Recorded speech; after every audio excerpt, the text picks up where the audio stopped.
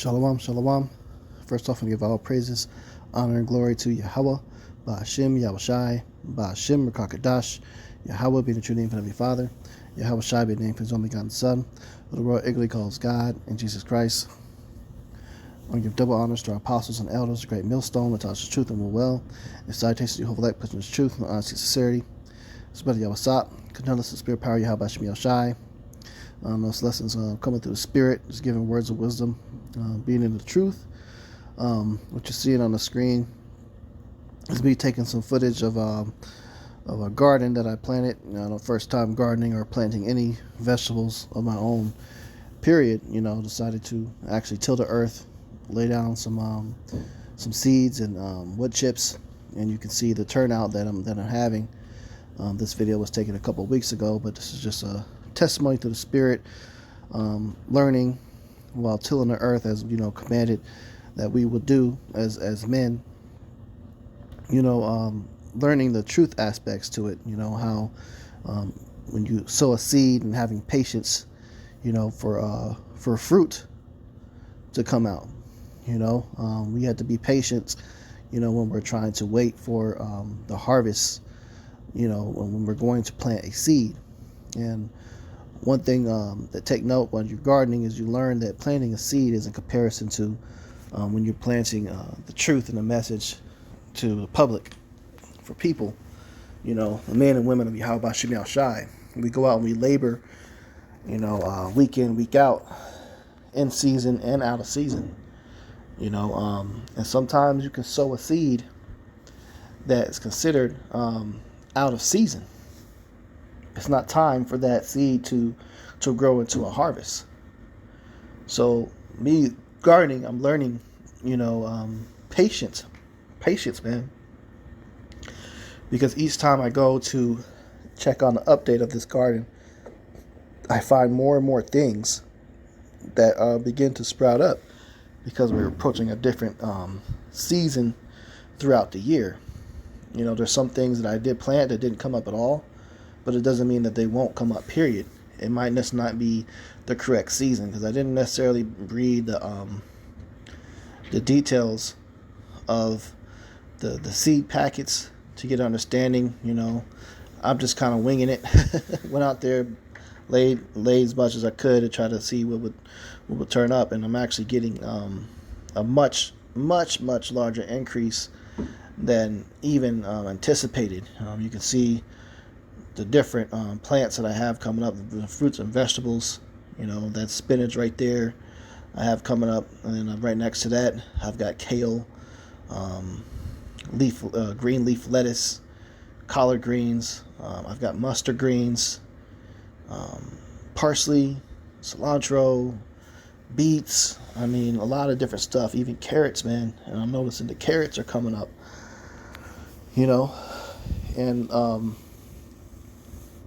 and it just takes time, man. A couple weeks, I even planted some watermelon, and you can see me looking for it right here. And there's one right there. I planted that, and this is, so far, the watermelon was one of the last things to come up.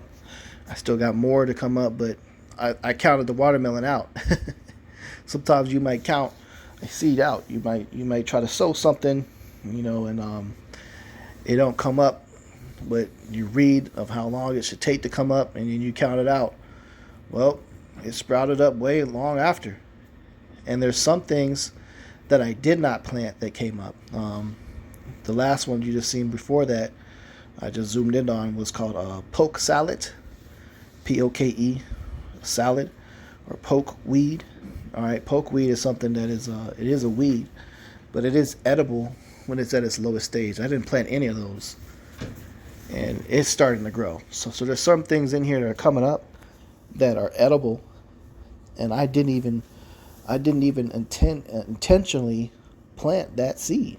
And when you're in the truth and you're doing the work, there's going to be a lot of people that are going to begin to flourish off the word and come out unexpectedly. Okay? But patience is key. Patience is key, and it's important why we must keep the scriptures when the Lord says to be in season and out of season when teaching the word. Okay, in season, out of season. Like I said, I planted certain things that are actually not in season yet. Such as things such as, really, really spicy peppers require a lot of heat. So you need the peak of the summer season for those things to sprout. And I noticed this week those have sprouted, and they didn't show up in this video when I originally filmed it. But now I'm seeing seeds popping up of the spicy peppers. Okay, so apply this in your walk in the truth. Speaking to you Israelite brothers that are teaching. To have patience for your fruit. And use every single tool that you have available to you to increase your skill set. Okay, because I'm having such a very good turnout with my first time gardening, man. First time gardening, because I'm using every little bit of skill set and tools available to me to bring it out. That's why you should be very diverse in your studies and your walk in the truth. You can't just be on autopilot and not trying to grow in different areas within the truth.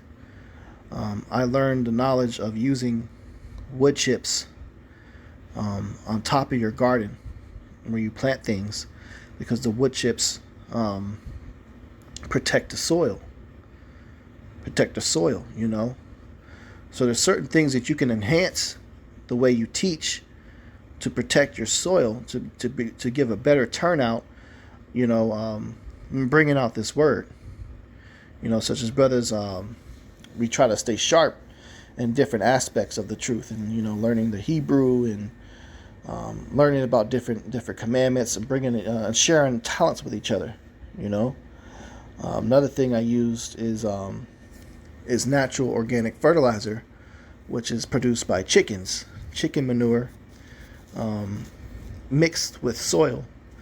Is a huge fertilizer boost to your fruits and vegetables, or any plant in general that you're trying to grow. And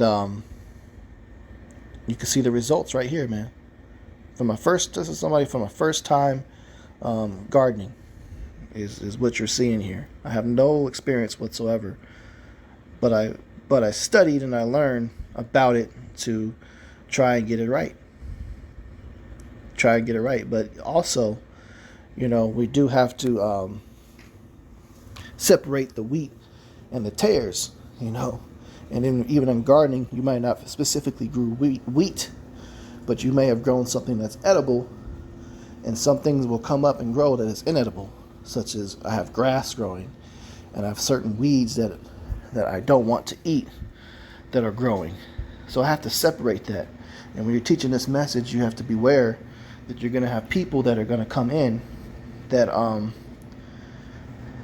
not meant for this, or they have ill intentions towards you and the brothers. They're not coming in a true, sincere spirit.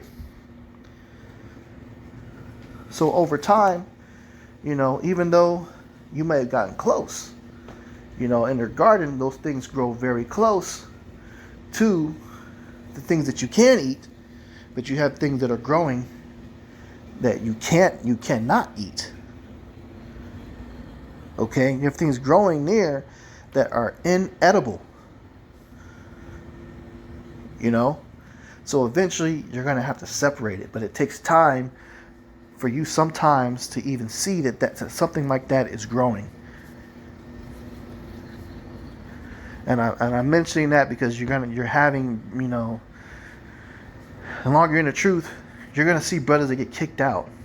You're going to see brothers that their spirit changes, switches up, and they go to a different path than what they know they're taught. That is not the correct way, but they do it anyway. Next thing you know, they're part of other groups. And that's in comparison, is this parable we see, or example of gardening. And you have other things that help certain plants Certain plants thrive off of other plants. Certain vegetables thrive off of other vegetables. Certain fruits thrive off of other plants growing around those fruits. You have a technique called companion planting, which I did use in this garden, is when you have something that grows next to another vegetable that actually enhances and benefits that other vegetable to grow stronger, such as a technique called Three Sisters. It's when you have corn that grows up out the soil. Corn takes a long time to sprout, so you grow corn, okay? And then you plant some type of squash around the bottom, the base of that corn. Let that grow. And then you plant a bean, and you allow the bean to grow. The bean grows up the corn stalk. The beans need something to wrap around and climb, so that when they produce those bean pods, the weight doesn't go and they don't hit the ground and be consumed by pests. So they need something to climb. Well, the bean grows up the corn stalk, and then you have the squash that grows around the base of the corn. It thrives off the nitrogen from the corn and the beans, and in turn, the large leaves from the squash protects the soil and provides shade to the roots for the corn roots and the bean roots. So they all complement each other. And brothers in the camp, you know, when you have different brothers come in many cases, they should complement one another. Everybody should complement one another that you're preaching with. And if you have something that doesn't provide that complement, that sticks out like a sore thumb, the spirit just isn't quite sitting well with the rest. It might not be meant to be there, man. It could be a tear. It could be a tear, man. But all of this, you know, and goals of hopes of getting more fruit, more vegetables, more increase, you know, it comes with a lot of labor, because when you till the earth, it's no joke, man. You have to break up that ground, man. Tilling the earth. It takes work when you go to try to grow something like this. You have to go get a garden hoe. You have to go buy a tiller. And you try to do that manually. You know, the old school way, it's going to take you all day or days to break up that ground till the soil is loose enough for you to plant seeds in. It takes time to do that. So when you're in this truth and you're young in the truth, you may be in a couple years, you know, and you may be wondering, hey, well, where's the fruit at? Where's the vegetables at? Well, it takes time. You still might be in tilling season, tilling mode, you know, and then after you till the earth, you still got to go to the next step. You got to fertilize that soil. If you're planting somewhere where it's going to be more than likely difficult. We're in a place of Babylon the Great. We don't have healthy, beautiful, clean soil like we're going to have in the kingdom. More than likely, the land that you're working on is going to be something out of your backyard. And that ain't fertile, man. There's nothing fertilized about that. So, you got to add fertilizer. And in my case, I had to add organic chicken fertilizer, because I raised chickens, man. You know, and you have to be able to mix that soil with the soil you dug up. Okay, and then you got to make sure you protect your garden patch from wolves or pests, predators that go to eat things. So you got to build a barrier. You got to build a fence. You got to build a fence around everything to protect your garden. Then what? You got to protect your hard-worked soil. Then it's time to sow seeds. So that's even that process alone is teaching you in the truth, because you can't just go out and, you know, think you know something and talk about things you think you know what you're talking about, and you don't. You have to be taught. So you got to watch men that can't be taught, that think they just heard a little bit of a message and they think that they know something. Or watch people in general like that, because it's not just men. You even have women that do that too. Teach them a little bit, they read something on their own or for somebody else, and then they think they know something. Next thing you know, they want to try to teach you something. No, you got to respect the order. Respect the process of making the ground ready to be sown. You got to respect the process before you're ready to sow any seeds at all. You got to be grounded. Get your ground ready, man. You got to be grounded. Okay? You know, be ready to till that earth first. Do the work. Study. Brothers first get this truth. They locked in, and they locked into them scriptures, man. All they can do is just read. It becomes like a huge addiction. And some brothers read a little bit, and then they become too deep, man.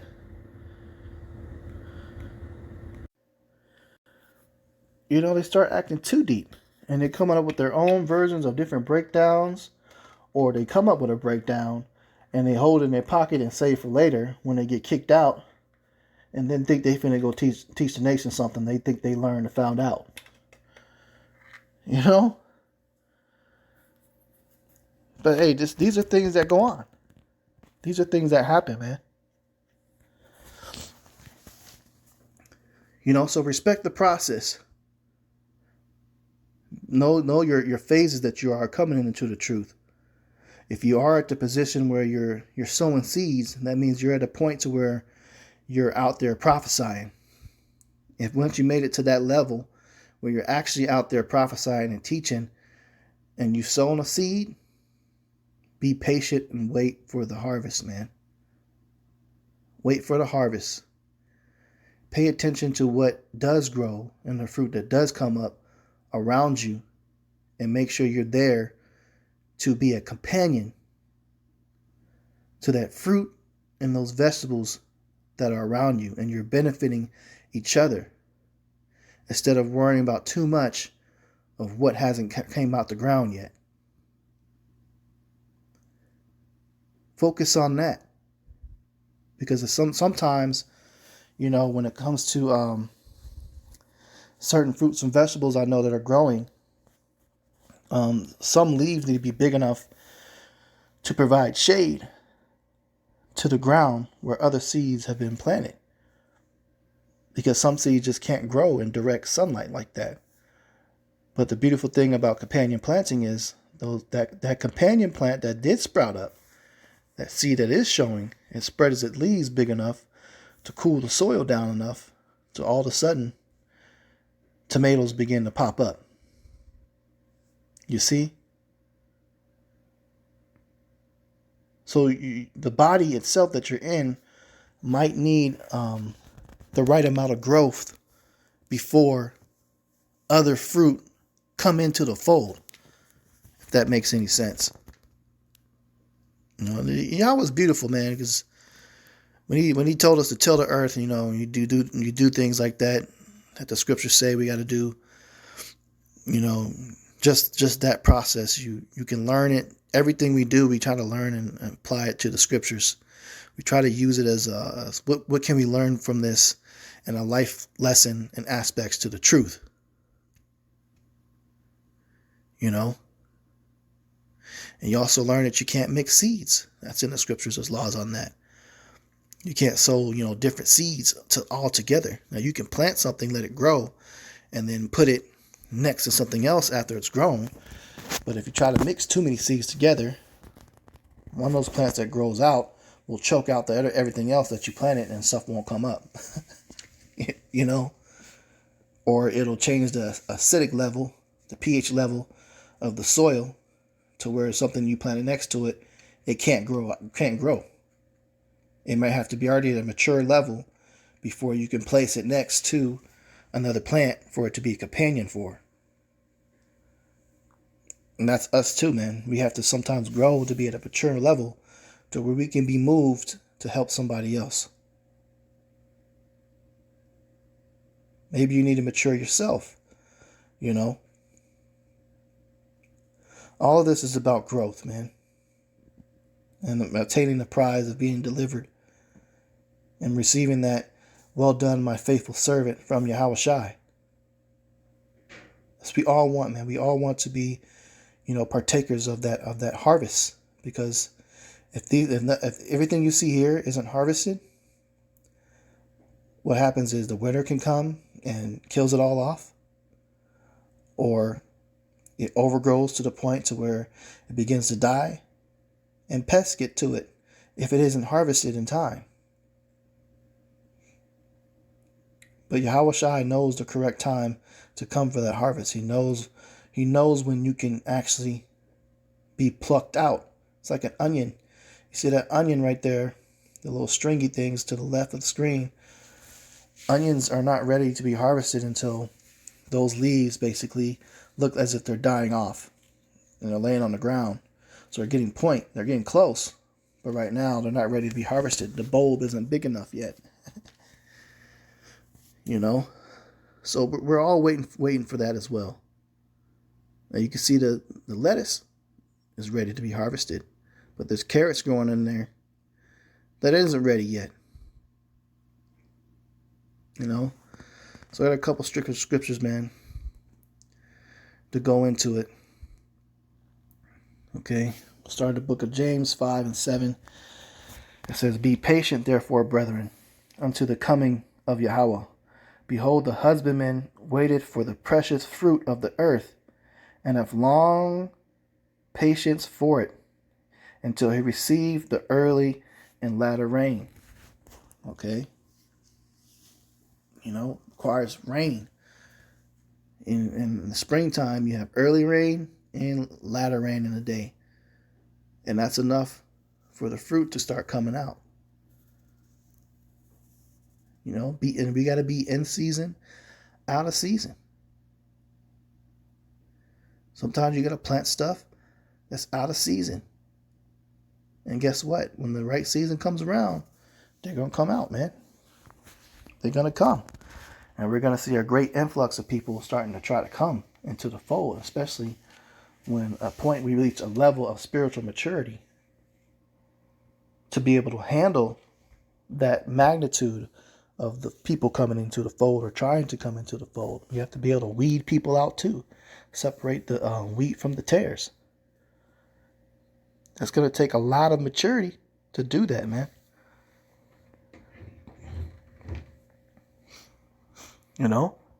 But look at an example of our apostles and elders. Look how patiently they've been out there bringing out this word. Apostle Tahar, he's been teaching the word since the mid 1980s, man. It's over 40 plus years. But you look at the fruit that he has from that patience. Look how many brothers are now all over the world woke up, man. Call all Yahweh B'Shem Yahweh Shai for that. So, if you look at how long that took, think of the patience that takes. Think of the patience that takes, man. This is the book of Galatians 6 and 9. It says, "And let us not be weary in well-doing, for in due season we shall reap, if we faint not." This is why there's certain scriptures that say, prophesy unto the wind. You got brothers that making videos on a regular basis, pushing them out. Like, "Oh man, I ain't got no views." Don't even worry about that, man. For one thing, you can't trust the view shit at all. I'm going to tell you right now. We've seen the levels and stages when YouTube began basically tapping in and altering the likes and the views and stuff like that on our videos. They fuck with that shit. So you might see just one view, but really you may have 100,000. But they don't want you to know that because they want to try to just discourage you. But being Israelites, when you're growing in this truth, you reach a level where you should know that shouldn't discourage you at all, because that means 0 to nothing as far as how many views you get. So you won't give a shit and just continue to push it out. And guess what? Little do you know, you do got thousands of people watching. You do. So if you get discouraged by some shit they're lying to you about, how many people's watching your video, and all of a sudden you stop, look how many thousands of people you just stopped on. Don't do that. Don't be in that spirit, man. I ignore that shit completely. You know how many new channels that I had to restart? You know, my very first channel I had it was over, I think, 1,000 subscribers. You know, thousands of hits, hundreds of likes, and things like that. And then YouTube started fucking with the algorithm and stuff like that, taking channels down and videos down for certain things that we say. So now it appears that, you know, sometimes nobody's watching. But I don't give a shit. Scriptures say, prophesy unto the wind, man. I know the angels are sending up the lessons and the report that's coming out. They're sending up the works and reporting it to Yahweh Shai. And that's all that matters to me as far as who is seeing the work. As long as he's seeing the work and knows that I'm trying to serve him, that's cool. I don't give a damn what men think. I'm not here to please men. And y'all shouldn't be here to please men either. So numbers, views, how many people's coming out, fuck all of that, man. Shouldn't give a shit about it. You know? Just be patient. Be patient, man.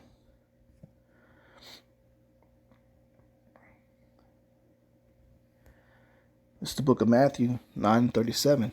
Then saith he unto his disciples, the harvest truly is plenteous, but the laborers are few.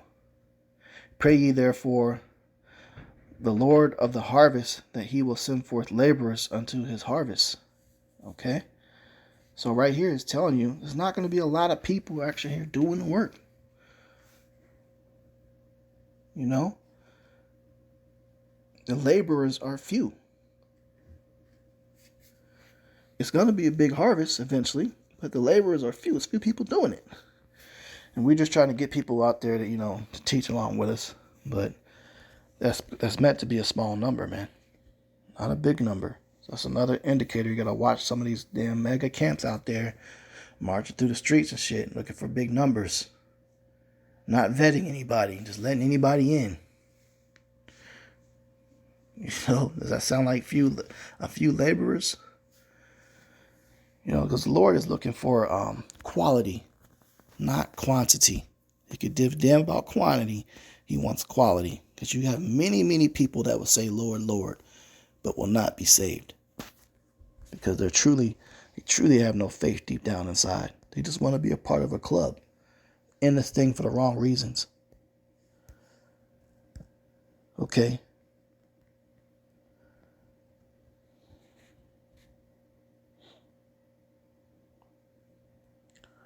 This is the book of Ecclesiastes 3:1. It says, to everything there is a season, and a time to every purpose under the heaven. A time to be born and a time to die. A time to plant and a time to pluck up that which is planted. Okay? It's a season for everything. Just wait for the right season. For the right season, man. The Lord sees your works, man.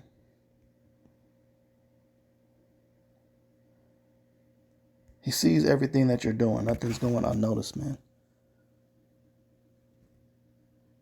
It says, Galatians 6:9 again, it says, let us not be weary in well-doing, for in due season we shall reap if we faint not. The Lord got us, man. He got everything that you're doing. He got the works. He sees it all. You know, just continue tilling that earth, man. Tilling that earth, doing the work, planting, sowing the seeds. You never know who's going to come back around, man. See, yeah, I spoke to you. You said something to me 4 years ago, and you warned me, and I didn't take heed to the warning right away. But hey, I see it. Salakia, I'm ready to learn. Hey, watch how many times you're going to start hearing that. You're going to start hearing that, man. And they're going to come quiet, super attentive, soaking everything up. Because we're being mature to a point as plants, to where that fruit, that the strength that we're going to be showing, you know, Lord's going to open up the abilities to do miracles through us, man. And when that happens, watch how much stuff pops out the ground, man. That's that spring water that people are waiting for. Blessed are they that saw it without having to see those certain things. But still, nonetheless, that type of stuff is going to be bringing people into the fold. You know? So real quick, just want to show another update in comparison to the video you saw just a couple weeks ago. Now look how much this stuff has grown, man. It's doubled in size and compared to the video, man. You see? Don't fake not, man. And another testimony. I lost, I mentioned I raised chickens. You know, and I lost 3 of them, man. I lost one to one of my other beasts. My damn dog is a pup, but he's a big ass pup. Was playing too much and got a hold of one of my chicks. Lost it. And then I lost 2 other chickens due to an illness. I believe they ate some type of mushrooms or something. Ate something they weren't supposed to. And they passed. But the rooster died, man. And but what he did is he mated with my hens. And the spirit told me, take 3 eggs, man, and place them and leave them in there and let the hen, you know, warm them up and try to hatch them. And 2 weeks later, a little over 2 weeks later, after I took that L, I lost those 2 additional chickens. Guess what happened, man? 2 more hatched. Call all y'all Bashim Yal Shai, man. One egg was a dud, but 2 hatched. So I lost 2 and gained back 2, man. The Lord giveth and he taketh away. But sometimes you got to be patient, and I had to be patient even with this aspect. I had to trust in the spirit that 2 eggs randomly would be fertilized, or 3, place them underneath one of the hens. She nurtured it and hatched them, man. See? That's how you need to apply this to this truth, man, this patience, and when you put in work. Patience, man. So with that, Lord's will, this lesson's edifying. I'm going to close out. Give all praises, honor, and glory to Yahweh, Ba'ashem, Yahushai, Ba'ashem, Rakakadash. Double honors to our apostles. Double honors to our elders, great millstone, Tasha's truth of will, and salutations to your whole flight, truth and honesty, sincerity. Shalom.